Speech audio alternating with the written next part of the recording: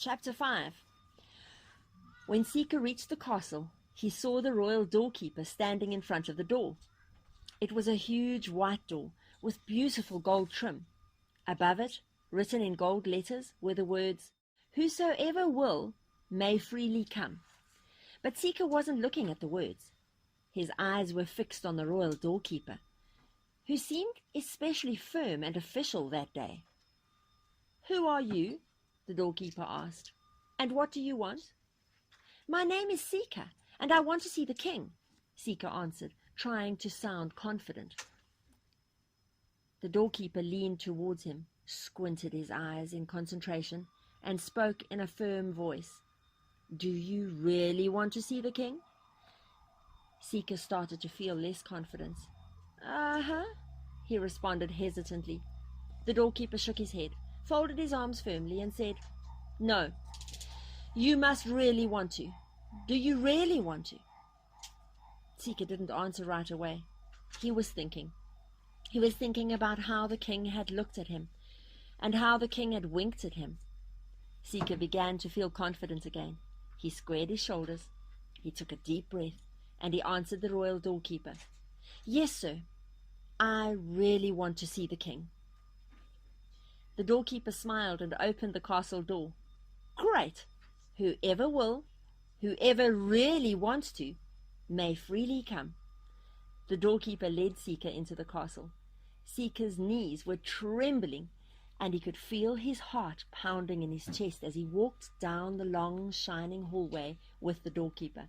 No thoughts of sliding came today as Seeker walked on that floor. All he could think of was seeing the king. "Good day, Your Majesty. Good day, Your Majesty. Good day, Your Majesty," he practiced quietly. When they reached the entrance to the grand throne room, the doorkeeper slowly opened the huge double doors. He bowed to the king and then stretched out his hand towards Seeker, motioning for the boy to enter the throne room. The doorkeeper then stepped back, and Seeker went all by himself into the presence of the king. Seeker stared at the floor as he slowly walked towards the throne. He had never been in that room before except for the weekly celebration. Today there was no laughter and music of the villagers, no happy clanging of dishes and food being passed around. The only sound in the grand throne room was Seeker's beating heart, his footsteps approaching the throne, and the bubbling of the water in the fountain. Finally, he stood before the king, holding his hands together anxiously. A long moment passed. When Seeker finally felt enough courage, he looked up. He was surprised and relieved to see the king was smiling at him. It was a very gentle, happy smile. Seeker smiled back and then remembered his manners. He knelt down, cleared his throat, took a deep breath, and he started to recite his practiced greeting. "Good..." Something about the way the king was smiling at him made Seeker stop. He waited just a moment, and then, before he had time to think about it, he said, "Hi." The word just came out of Seeker's mouth, and he felt embarrassed. Why did he just do that? You don't say "hi" to a king. But the king smiled an even bigger smile, and he said, "Hi." There was a brief silence, and then Seeker looked up again. "My name is Seeker," he said softly. The king bent closer and looked right into Seeker's eyes and said just as softly, "I know." Seeker looked deep into the king's kind eyes and spoke with all his heart. The king bent closer yet and said with all his heart, "I know. Come on, Seeker, I'll show you my castle." "Show me your castle?" Seeker echoed, his eyes getting large and excited. "You mean you'll really show me your castle?" The king laughed. "Yes, and the first place we will go is right down that shining hallway." They walked across the grand throne room and stood together at the end of the shining hallway. The king leaned over and spoke very seriously. "Take your shoes off, Seeker." Seeker wondered if the king was worried about him scratching the floor or something. Without questioning, he quickly took his shoes off. To Seeker's utter amazement, the king took off his shoes too.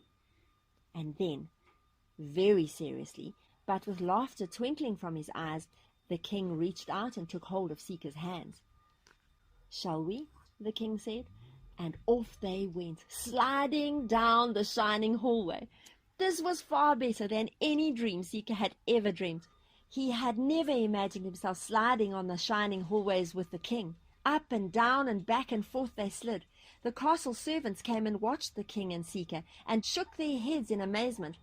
"We've never seen him act like this before," they said to each other. The king looked at their expressions and laughed. He laughed and he laughed and he laughed. The sound of his laughter echoed past the castle halls, down the hill and through the streets of peace and harmony. Villagers looked up from their work as a delighted shiver briefly overtook them. The king's laughter continued to echo until it reached the carnival of selfishness. Suddenly, the candy the children were eating didn't taste as good as it used to taste, and the rides didn't seem as exciting. The children held their stomachs, looked around, and realized that they felt very, very empty inside. Meanwhile, back at the castle, the king stretched out his hand to Seeker again. "That was fun," he said. "Let's slide some more." After a while, the king took Seeker on a tour of the castle. They slid down other shining hallways, climbed up into secret towers, and ran down winding staircases. They explored some of the deep, mysterious parts of the castle. Seeker's favorite discovery was an underground waterfall. The spray of the water on his face felt delicious and alive. Then the king ordered a royal picnic lunch to be prepared. He and Seeker ate together beside the stream at the base of the straight and narrow path. They spent the afternoon there, skipping rocks across the water and fishing. The king explained how water from the grand throne room fountain tumbled down the underground waterfall and flowed out into the stream, where everyone in the kingdom could enjoy clear, fresh water. Seeker had a big drink of the sparkling water and listened intently all afternoon as the king told him wonderful stories about his kingdom. Chapter 6. When Seeker left the king's castle that night, he was so tired he immediately fell asleep. The rooster had to crow really loudly the next morning to wake him up. Seeker jumped out of bed, got dressed, ran down the stairs, ate his breakfast, headed for the door. His mother was standing there like she had the previous morning, smiling and holding his toothbrush. "Whoops, forgot about my teeth again."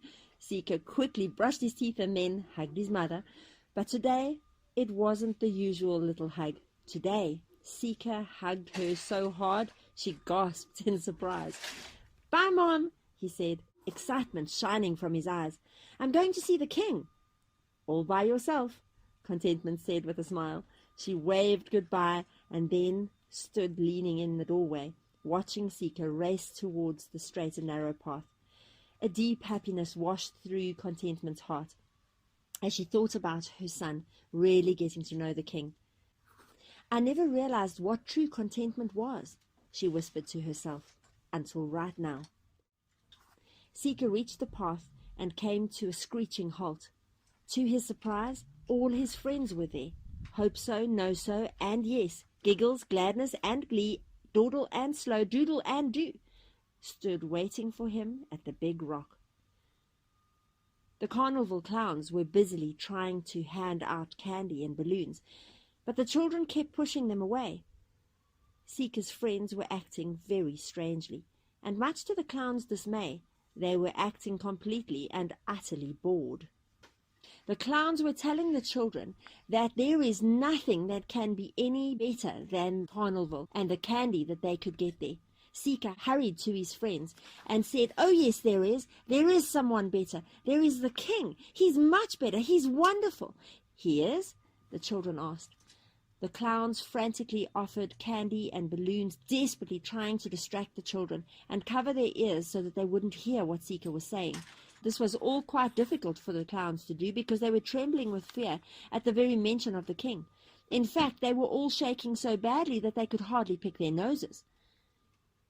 "Yes, the king is wonderful," Seeker responded with excitement. "I had the best day of my whole life yesterday, and I'm going again today." Seeker stepped onto the straight and narrow path, and then he turned to the other children. "Hey, I just got an idea. Why don't you all come with me to see the king?" Quickly the clowns pushed their way between Seeker and his friends. They offered more candy and more balloons. They held out free tickets to carnival rides, but the children ignored them. "To see the king? You mean we could?" "Sure," Seeker answered. He pushed the clowns back with strength that surprised everyone, especially himself. The clowns whined and whimpered in pain. Seeker stepped closer to his friends and then continued soberly. "If you really want to." "Do you really want to?" The children nodded. "Uh-huh." Seeker shook his head and folded his arms. You must really want to. Do you really want to?" "Get that straight, because they ask it all the time." "Yes," the children cried. "The carnival just doesn't make me giggle anymore. And Seeker, you look so happy," Giggles said. The others agreed. "Yes, we really want to get to know the king."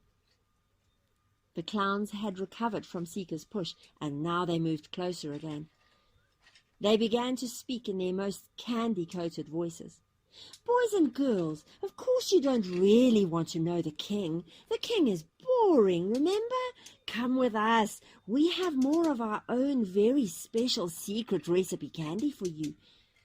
"No!" the children cried together. "We don't want any of your candy." The clowns pretended to have hurt feelings. "No candy," they whined. "But it's so good for you. Here, try this piece. It's from our brand new, specially most secret recipe." The clowns held out brightly colored swirled candy sticks. Doodle and Doo looked at each other. "Do you think we should try just one little piece?" Dawdle and Slow protectively stepped in front of Doodle and Doo and spoke forcefully at the clowns. Didn't you hear us or something? We don't want your candy." "But it's very good," one clown said sweetly. "Try it." The clown reached out with a stick of candy, and Dawdle brushed it aside, and as he did, the edge of the stick caught on the clown's mask and pulled it right off. The children stared in horror at the ugly, slimy, dark face. "Dragon! Seeker was right," No-So cried. "Let's get out of here." The dragon clowns stepped forward again with their candy and balloons. "Wait, okay, you found us out. Listen, kids, sure we're dragons, but we're really nice dragons. We won't hurt you. Now, come on, have some candy." Seeker again pushed the dragon clowns. This time he pushed so hard they fell on the ground, whimpering loudly. All the children looked at Seeker with great respect and admiration. "How did you do that?" Doodle asked, as they all walked towards the path. "I'm not sure," Seeker answered, "but I think it's because I was with the king all day yesterday. And my mom told me about a weapon that—" Look out, Seeker!" Slow cried and pointed behind him.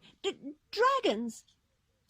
Seeker turned to face the dragons. They had got up from the ground, thrown off their clown disguises, and were now rushing towards Seeker in full force dragon rage. But Seeker wasn't afraid. He remembered the words from the song. He remembered the powerful weapon. He stood very tall, and he yelled, "In the king's name, you get out of here!" The effect was amazing. It was like an invisible lightning bolt hit the dragons. They flew backwards through the air and landed with a loud thump. They held their bodies and rolled on the ground, screaming with pain. Seeker grabbed his friends by the hand and whirled back towards the straight and narrow path. "Come on, everybody, let's go!" No, the dragons shouted as they tried to get up. "Listen, kids, you can have free lifetime passes to every ride. We'll even give you the recipe for the candy. Come back! But none of the children listened. Instead, they ran towards the castle with Seeker.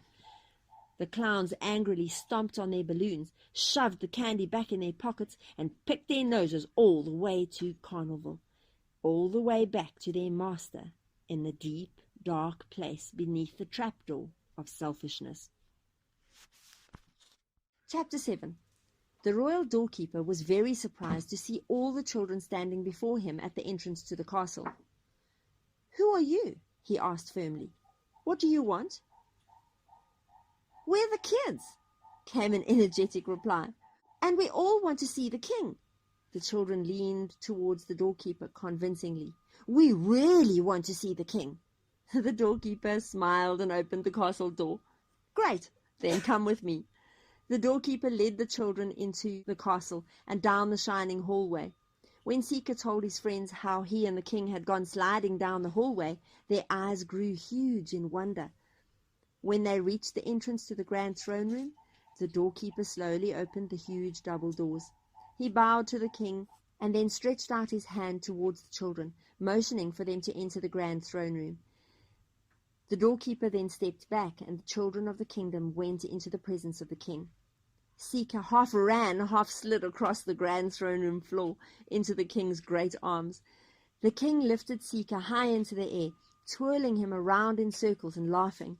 Hope so, no so, and yes, giggles, gladness, and glee, dawdle and slow, doodle and do, watched with open mouths and wonder in their eyes. This was a side of the king they never knew existed. They watched as the king finally put Seeker back down on the floor and turned his attention towards them.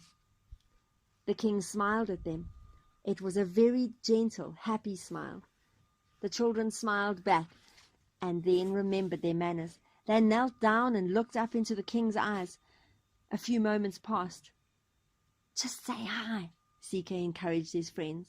The children smiled shyly at the king. "Hi," they said. The king smiled and responded with a warm hi. "We're the kids," they said softly. The king bent closer, looked into their eyes, and said just as softly, "I know." The children looked deep into the king's kind eyes and spoke with all their hearts. "We really want to get to know you." The king bent closer yet, and with all his heart said, "I know." Then the king laughed a great laugh. The sound of his laughter echoed past the castle halls, down the hill, and through the streets of peace and harmony. The villagers looked up from their work as a delighted shiver briefly overtook them. The king's laughter continued to echo until it reached the carnival of selfishness, where the dragon clown shook in violent fear at the sound, and once again felt pain from where the child Seeker had pushed them back with the king's name. "Come," the king said to the children, "I'll show you my castle." And that was the beginning of adventures in the kingdom. Think about this story now. The best part about this story is that it is true. There truly is a kingdom of joy and peace, and there truly is a king. His name is Jesus. You can get to know him if you really want to. You can spend time with King Jesus every single day. Just say his name and he will hear you. You could talk to the king like this. You could say, "King Jesus, I don't want to live my life at the carnival of selfishness, trying always to please myself. I want to be like Seeker, and I really want to get to know you.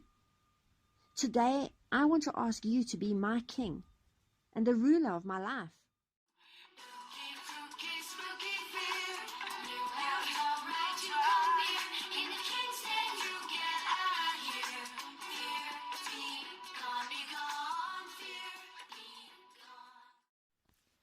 So that is the end of part 1 of this awesome adventure with Seeker.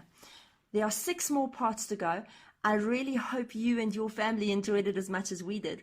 We'll be recording the rest of the story together too, and you're welcome to join us for that. But I really want to encourage you all to buy your own copy of this incredible story. It is available on Amazon. It's also available on Audible as a beautifully read book by Diane Layton herself. Her songs are also available online from CD Baby. But I have to say that this is such a worthwhile investment in family time, family life. We have read ours too many times to even count. So please do get yourself a copy of this book as soon as you can.